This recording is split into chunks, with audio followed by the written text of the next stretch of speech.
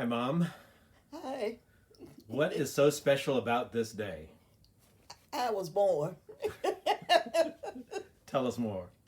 oh, 90 years ago on a hot summer evening, 12:30 in the afternoon. My mama said that it was so hot that you could actually fry an egg on the sidewalk.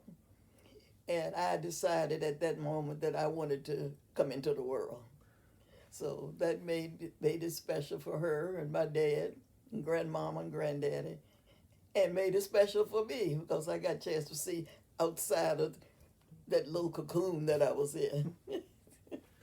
Well, as I told you, we were going to take a walk through the decades, and I asked you to see if you could pick one word that captures each decade of these 90 years. So let's start with the first decade. What'd you come up with? um, which would have been in the 30s, which is when I was born. Depression. Um, from what I vaguely remember and hearing my parents talk about, that was a pretty tough time, especially for farmers and coal miners. Very little work, very little food, very little anything actually. But I can remember my dad getting up around 3:30 or 4 o'clock, I assume, in the morning because I never saw him. It was dark, and he would be gone all day. And then maybe the next day or a couple of days later, around the same time, he would be coming in. And I remember seeing my mama so happy. And he would come in with what we call a croaker sack on his back. And in that bag, he had flour and sugar, bacon, syrup, all that kind of stuff. And Mama was real glad. And of course, we were glad too because she was happy. So that meant Mama was going to be making biscuits, and we would have some syrup and butter to go along with it. So that was a happy time um, for us as children. We were poor, but we didn't know we were poor. Mama and Daddy never let us know. They always, Mama always made things happy for us. She could always find something to make a cake out of, or something. So we didn't know we were poor. Where were you living at that time? Uh, as far back as I can remember, we were living in, let me see, Fireco, a little place called Fireco. It was Fireco, Lilybrook, all of these little places was together like a cocoon almost. So we were living there, and I remember that we were living up on the hill, and This is West Virginia. this was in West Virginia. We lived in several places in West Virginia because, like I said, Dad was a coal miner, and he went where the work was. Yeah. Anything else about that decade? Um, I remember Helen was. I don't remember when Helen was born, but I know all of a sudden she was there. I think like I went to sleep and woke up the next morning, and here was this person that was taking my space up in my mama's lap, you know.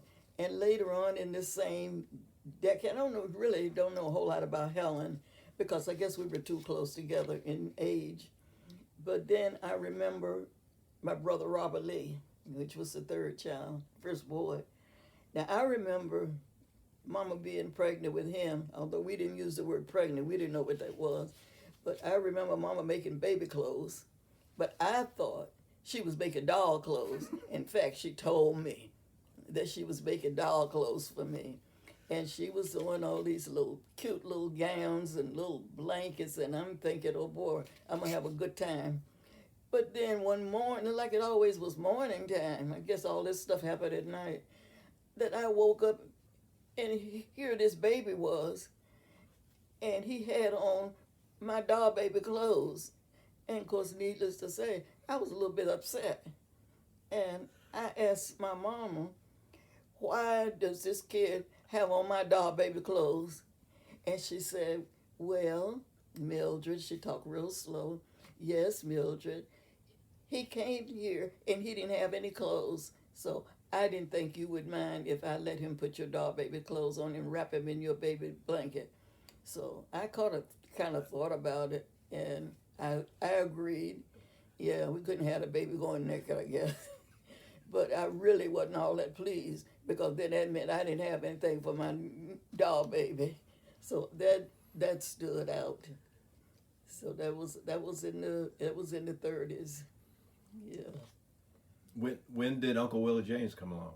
He came along in the 40s. Okay, so let's roll to the next decade. What's the word you've chosen for the next decade? This is between being age 10 through 20.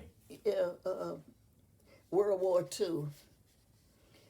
I remember things being kind of tense. You see the coal miners, they would be like in little groups, and they would be talking, and Mama and some of her missionary friends, they was always so serious about something.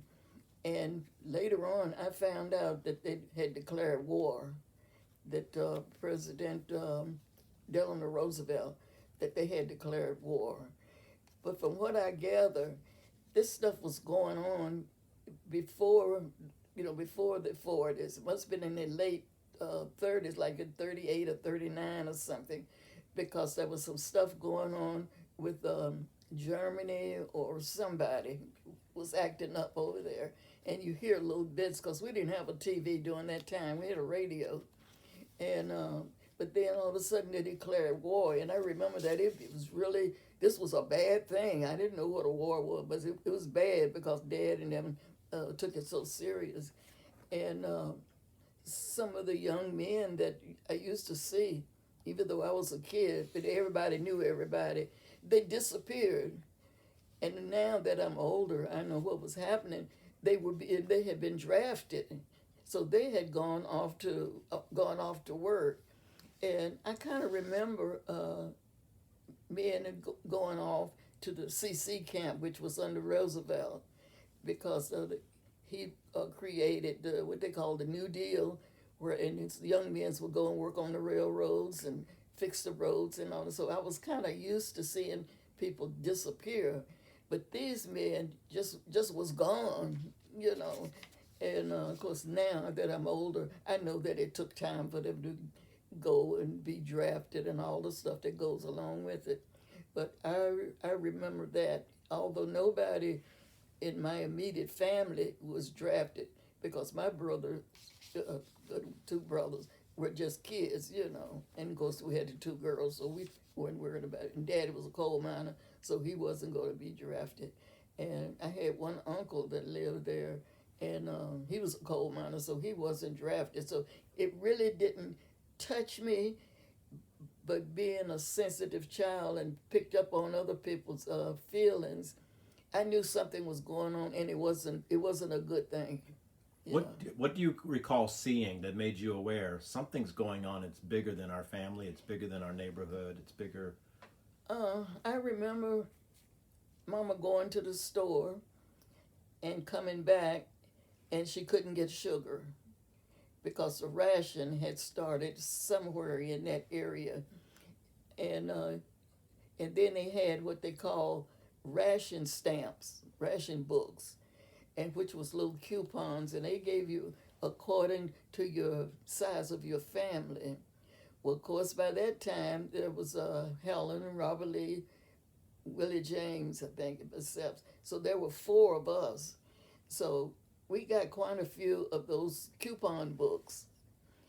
And I remember Daddy and Mama sharing them with other neighbors who didn't have children, or maybe they only had one kid or something like that, because everything was rationed. You couldn't buy as much sugar as you wanted. You couldn't buy as much shortening as you wanted. You couldn't buy as much gasoline as you wanted.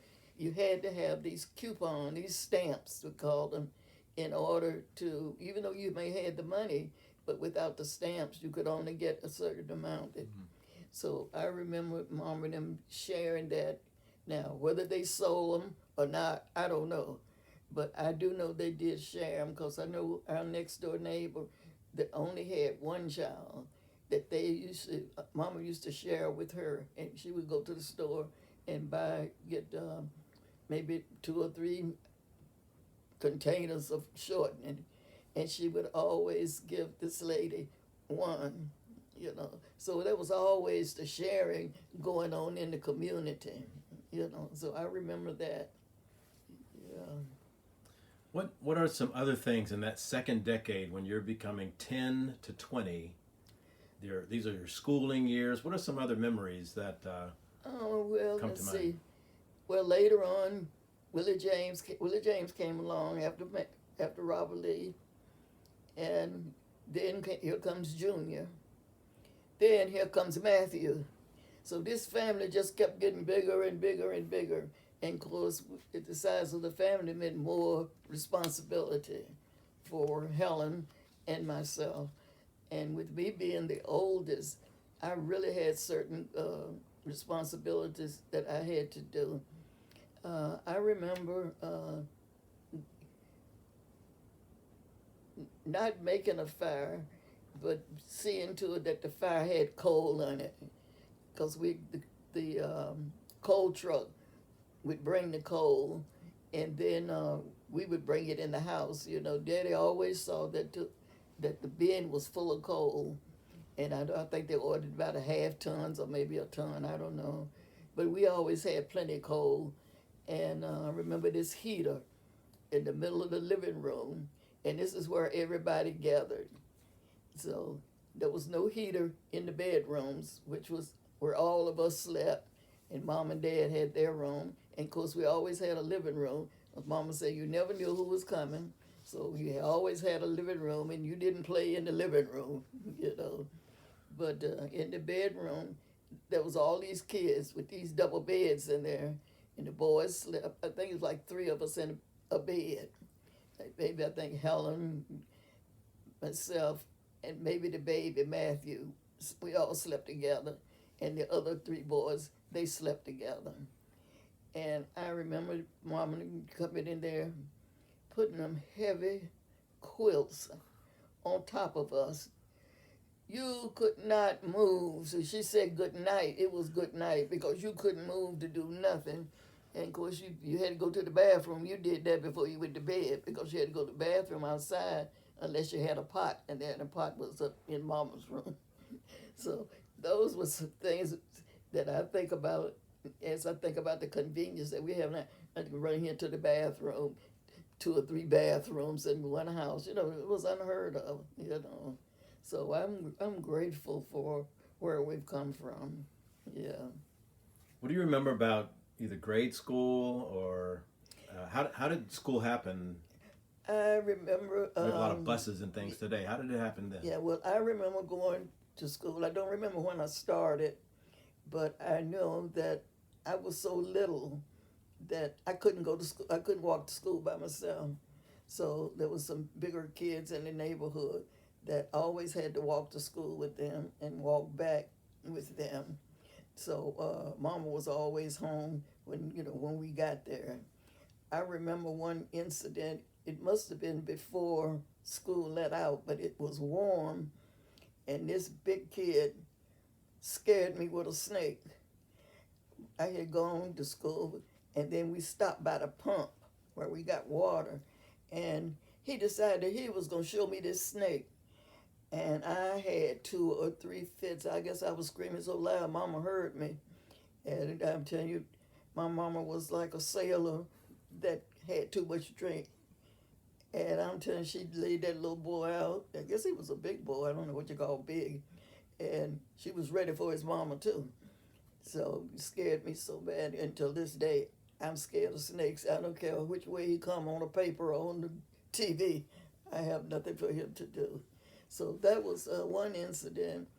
But the good things about during that time was when you had spelling bees and you tried to be the best. I guess I've always been kind of competitive. And you try to be the best. We had plays in school. My mom was always like the director. She would write plays and make the costumes. I remember she used to make costumes out of crepe paper. And they would be so pretty. It would be like you didn't want to take them off, you know. And whatever play was going on, Mama was always the one in charge. and she would work with the teacher and have us up there singing and doing. In fact, I've been singing all my life. I remember singing, standing on the box because I was too short to see over top of the pulpit when they were singing in church for the missionaries. So all of that was school. Easter, Christmas, any of the big holidays, Halloween, Thanksgiving, we always had celebrations at school and at church, and there was always a play, and you had to learn these parts, and we call them recitations. Sometimes you had a part that you had to learn all by yourself, and I remember practicing and practicing and practicing, and Mama said, "No, not like that. Raise your voice a little bit. Look to the left. Lower your voice." And I'm like, will this woman ever let me just say it, you know? But that's the way I learned to speak in front of the public, you know, and not be nervous. And I remember her telling me, look out there at the door. It was a door to come into the sanctuary. She said, and then you don't see nobody else. Said, but move your head around. And they don't know you're not looking at them. They think you see them. So, but all you really focusing on is at that door. But you looking, your head is moving. And she said, you won't be able to see anybody. And that taught me how not to be nervous when I get up to speak. I pick out something or a person, and I concentrate on that. And I go ahead on whatever presentation I'm making, even until this day. You know. What was high school like? Fun. When I was able to get to high school, of course, it was a sad time between elementary and high school because during that time my mom and dad separated. So that left Helen and I as the custodian over the boys. Daddy still had to work, and some days we couldn't go to school. So my teacher, God bless her, Miss Watkins, she came up with the idea that she would, one would go to school one day and the other would go the next day. But we still had to deal with Matthew, which was the baby. Then she came up with the idea, well, bring him to school. So there was no kindergarten, no before or after school. But she would let us bring this I guess he was up 4.5-year-old baby to school with us. And she was sitting with the first graders. And Matthew would learn right along with the first graders. So that's the reason he graduated so early, you know. So when time for first grade, which he should have been going into, he was ready to go into the second grade because he was just that smart. But to this day, I thank that lady and I praise her. And whenever last time I saw her was many, many decades ago, I just loved up on her because I think about I wouldn't have been able to go to high school if she had not stepped in. So that's what communities, small communities, black communities did. They got together and they covered children, you know, the missionaries and all that kind of stuff. If I had a pot of beans, your mama had a pot of beans. She had a bowl of beans out of it. So Miss Nolan was the one that helped me to get to school. But in the meantime, by the time I was 13, I was working for the company doctor. And the company doctor was the person that the doctor was hired by the company. And the coal company. The coal company? The coal company. And anybody got sick, any woman having a baby, he would come to the house. We had a cold, you broke your arm or something, you couldn't get to the doctor's office, Dr. Moran would come to the house. And if it was really bad, then, you know, he would send you to Raleigh General Hospital. But I remember working for him, for his wife, washing dishes along with his housekeeper. And when it came time for me to go to high school, when it came time for me to graduate, you know, you got to have these fees for class rings and robes and all this kind of stuff that you need for graduation. I didn't have that kind of money. Daddy didn't have that kind of money. But my employee, my boss, she would say, I'm going to give you this money for your books, and I'll take it out your salary. I said, okay. But guess what? She never took it out. So when it come time for my class ring, she gave me the money for my classroom ring, which I still have. She gave me the money for my graduation robe, and she was just a nice person. So that was my first job, you know. But high school was fun because I got a chance to sing in the glee club. I got a chance to be in the pep squad cheerleading type thing. And they wanted me for a majorette because I was so small, you know, and couldn't lead the band. But we didn't have the money. And I didn't have any way to get home after the practice because practice was always after school. So I missed out on that. But I made up for it for being like the head of a cheering squad, you know. So that high school was lots and lots of fun. Yeah.